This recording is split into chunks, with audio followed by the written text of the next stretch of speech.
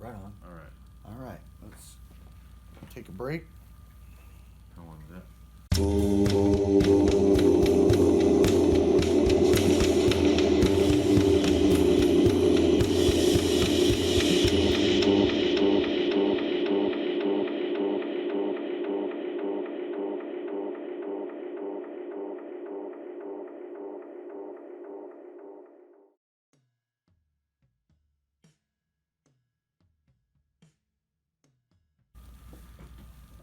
All right. Number 3.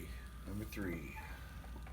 This one you got spoiled for as well because it had a sticker saying what it was on the outside of it, and he was getting birthday packages with records and trying to figure out which ones you could open and which ones you couldn't open. These are going to go in my birthday haul video. Spoons, Gimme Fiction. It's, I think maybe their 5th record. And my favorite, or at least was my favorite, it's vying very closely with They Want My Soul, which is a couple albums later. But this is a great record. This is a 10th anniversary edition of said record. I haven't even looked through it because I had to keep them hidden from him. But it looks like it's almost got a book inside. I love the cover. Yeah, it does. So Oh, wow. a delicate one. And so this has, I don't know if it's got extra tracks on it or not. I haven't even looked at it that far. Those are just Oh. the regular That's the regular. album there. This is a little booklet, too. But I Oh, that's a discovered poster. Spoon with their 3rd record, I believe, Girls Can Tell. And it was one of a clutch of bands I discovered in like 2001. And they quickly, I would call this one of my favorite bands, and possibly my favorite kind of current band that is currently functioning. So they've been chugging along for more than 20 years now. I've seen them live a couple of times. That's where I got the Spoon shirt that I wore in the other video at one of their shows a couple of years ago. And they put on a great live show. And yeah, this is a very sinister record. They'd gone from very spare sound, like a very, very minimalist sound on their previous record, Kill the Moonlight.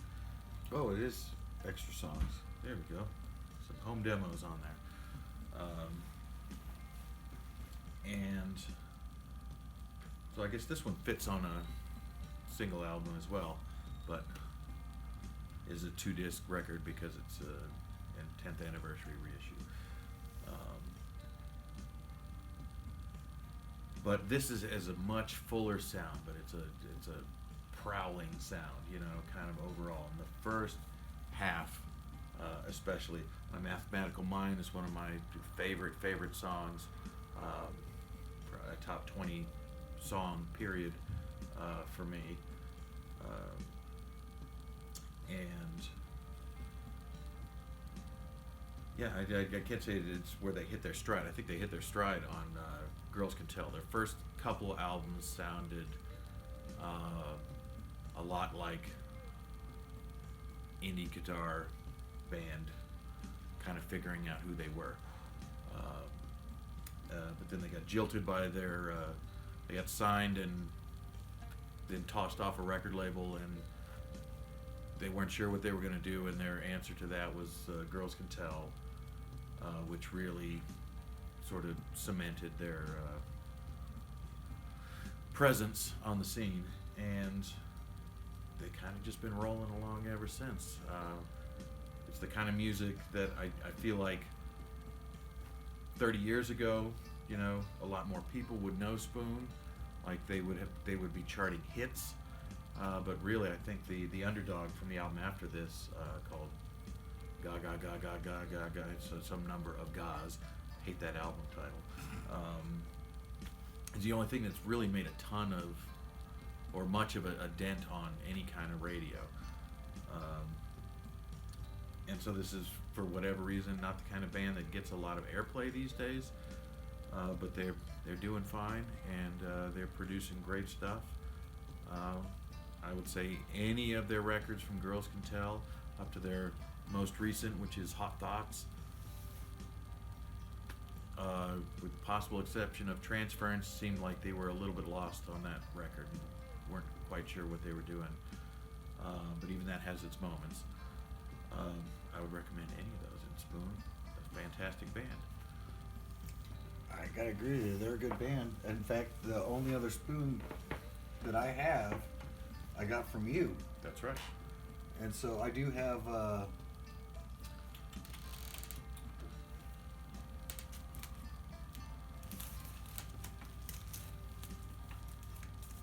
They Want My Soul.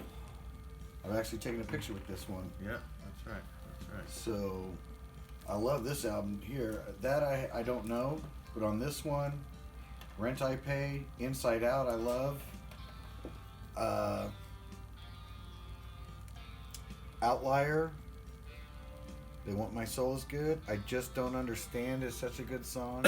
There's about 3 really, really awesome songs on here. I mean, the whole album is good, but there's, I think, I Just Don't Understand, Inside Out, and Outlier Are your favorites? are my favorites. Those just really, really stand out for me. Make sure to put this in the right spot.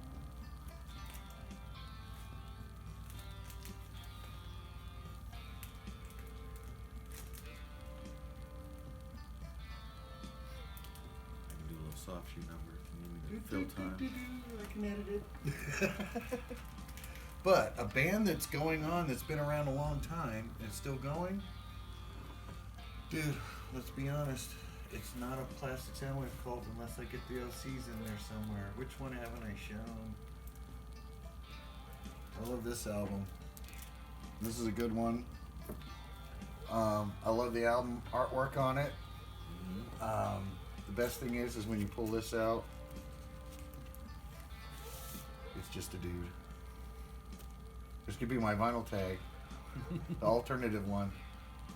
One with nudity, not on the front. And appropriately enough, I got one OC's record from you. That's right. Yeah, so that fits in with that one too. And so that one was Floating Coffin is when I got you. Yeah, that's right. Couldn't think of the name of it. I just got strawberries on the cover. And then the other one I love from these guys, well, I love the new one. Strawberries with teeth, or some bizarre thing. Yeah. Yeah, I'll flash that up there. But I love this album too. Make sure it's another one where I can never remember. Mutilator Defeated at Last.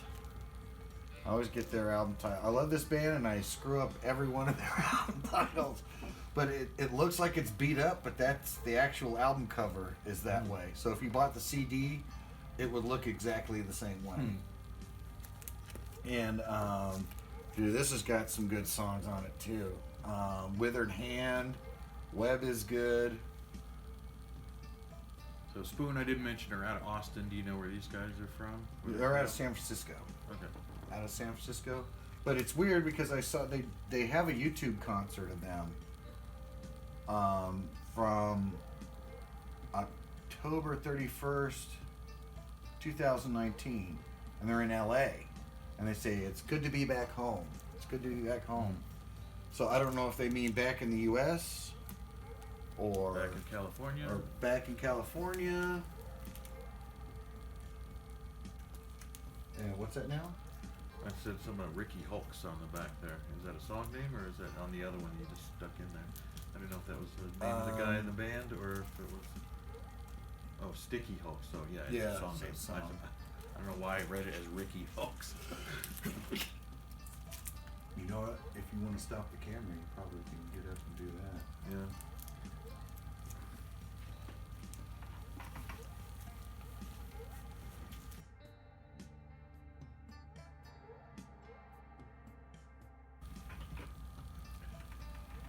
All right, number 4. Number 4.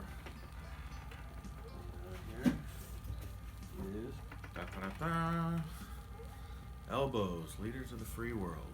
Oh, I've heard a little bit of Elbow, but only on the mixtapes that you've sent me. Yes. So Elbow is probably my number 2 favorite current band. I think the singer Guy Garvey has got the best voice in music right now. Like just got this world-weary voice that still really carries a tune, but just feels like he's got the weight of the world on his shoulders. This is their 3rd record. I discovered them with their 2nd record, a song called Fugitive Motel, which just sucked me right in. It's still one of my favorites by them. They tend to, especially early on, kind of weave between, they would have a few kind of story songs, that seemed like they were just like Fugitive Motel, just telling a little story of a situation kind of thing, and being kind of pretend, and then also just kind of very intimate, like more autobiographical songs, I think pretty much from Guy Garvey's viewpoint. And like their album, I believe the Taking Off and Landing of Everything, awkward album title, was about the breakup of his marriage, and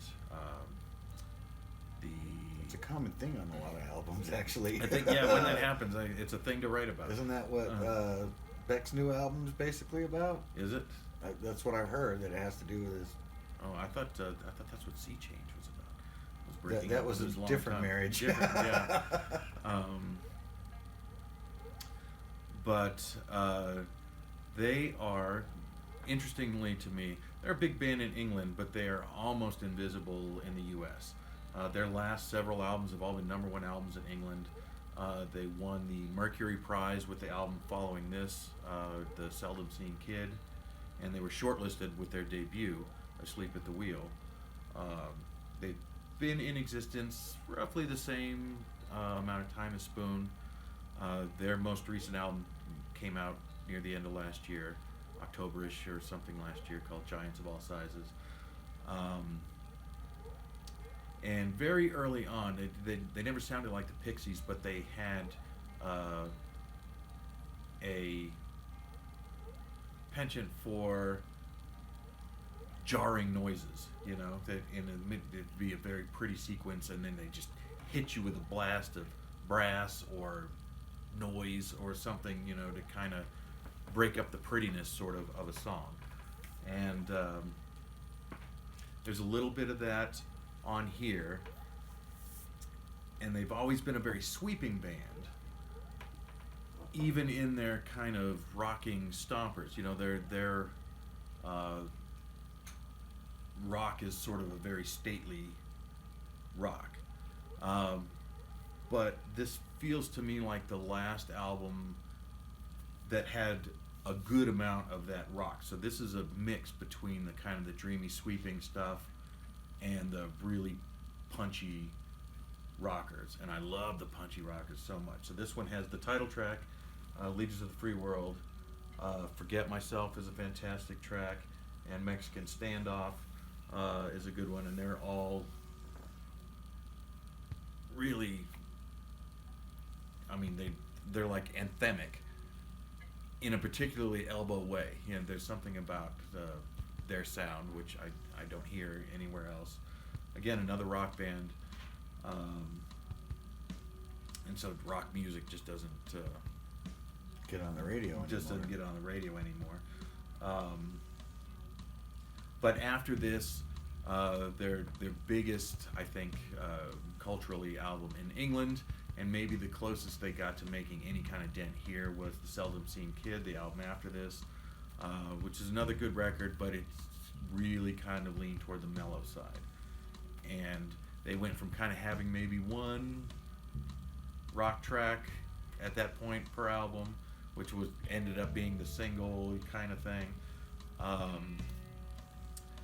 to then having a couple albums that didn't really have a good stomper on it at all. Um, Build a Rocket Boys, the album after that, is all about kind of nostalgia for childhood. And they're not all, I wouldn't call them all ballads, but they're all mid-tempo at best. You know, I mean, sometimes they'll work a groove for a while, but you wouldn't say, "Oh, crank up that," you know. It's so they got very mellow. So they're good albums. I like them all, but this one is my favorite, and just the new one, Giants of All Sizes, finally ups the count a little bit, and they're rocking out a little bit more on their newest album. And although I've listened to it a number of times, I haven't gone through it like lyrically and really absorbed all of it. I'm not sure if there's a theme or if it's finally just another. Because that's the other thing of what this feels like is here's the songs that we have to record, and it's an album's worth of songs, you know, and they kind of hang together, but it's not a themed album, you know. Right. It's not a concept album, and the new one feels like it's not conceptual either, to me anyway. Without having really delved into it, it just feels like, and we got some new songs, and here they are. So I kind of like that. You know, a nice concept album can be good, but I often feel like concept albums, if they try and stick to the concept too hard, it's hard to pull songs out to put on mixes, which is a thing that I like to do, because they lack the context of the rest of the album. But this is the one sitting and listening to. I noticed this one is another one that got stuck into a double album because this is like 2005, I think. So totally dead when vinyl, when this first came out.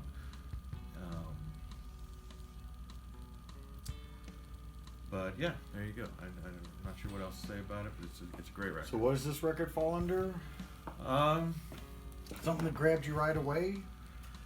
No, I wouldn't say. Let me think if I can think of it, because really it's just an album that I have their whole catalog, and this is the one I think that my brother should have. But something in the descriptors, like epic, you know. I mean, big epic songs. Big epic songs. Well, that could be Black Sabbath. I don't know if you'd want to be. Well, you say you listen to, and you've listened to Ozzy before, right? Ooh, got a nice gatefold seat with all the lyrics yeah, here. Yeah, very beautiful. nice. It's a very beautiful record. They feel good for a But CD guy. I don't nearly have all that. I love holding the records.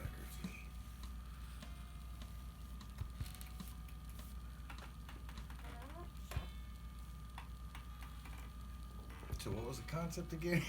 Big epic songs. Big epic songs.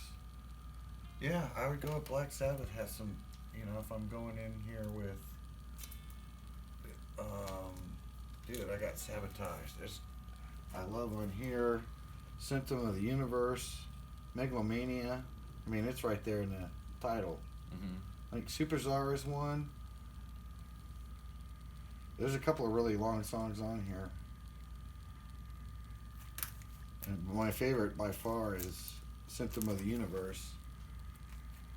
Horrible fucking album cover. I hate the album cover though. I mean, I heard that they just showed up and this guy wasn't wearing pants, so he put on his. When I say this guy, it's Bill Ward, and he just yeah. Yeah, it's pretty bad. It's a fucking shitty cover. I thought it had like a wrestler looking dude. But then, whoops. That one. But then I got Masters of Reality. And actually, probably another band that I have that's right next to it here, or Masters of Reality and Black Sabbath. So I got those two.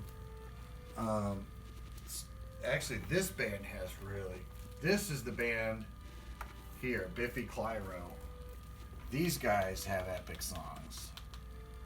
On On this one, it's Get Fucked Stud. That's a good song. Sounds good. Now I'm Everyone. Machines is a good song, though it stays mellow the whole time. But on their other albums, which I have on CD, I was still in CD mode when I first started listening to Biffy Clyro. Many of Horror has a good build. Opposites has a good build. Here, I can do a little editing here and just show the album covers.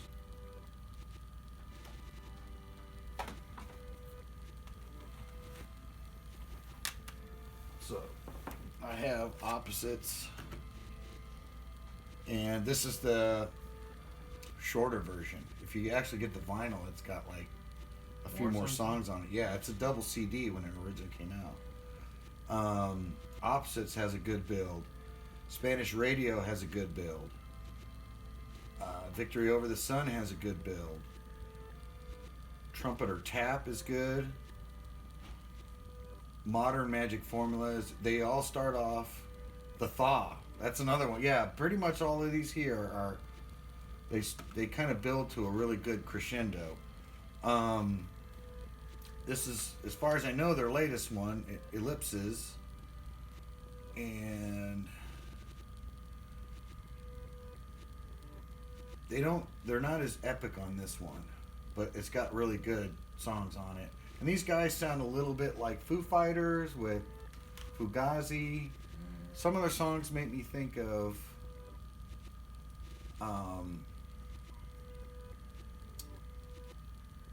like a little bit like Left Field. Was that the name of the band from the 80s? Oh, Josie's the on a Outfield? Vacation Far Away. The Outfield. So there's some songs that kind of have that vibe to it, you know. Well, especially that song. And so where they start off kind of, and they just manage to build and build. And so, and I don't have on CD, but I did download it as Revolutions, and that's a really good album too, and that has a lot of epic songs on it. And is that most of their discography then, or as far as you That's know? a good chunk of it, yeah. Because they had 3 more albums before this, but they had a very different sound, and so I do want to get into those, but it's like, okay, I've got a decent amount of them right now. Get to know those songs, and then Somewhere go down the back, line. yeah. Okay, So yeah, there you go. all right. Elbow and Biffy Clyro. Elbow and Biffy Clyro. Will album number 5 show up in time? We shall Only see. you can vote and tell. Leave a comment on what you think the 5th album will be. Oh no, I'm wrong. I do have it. Oh, look at that. Revolutions. Great album. There you go. Biffy Clyro. Get him.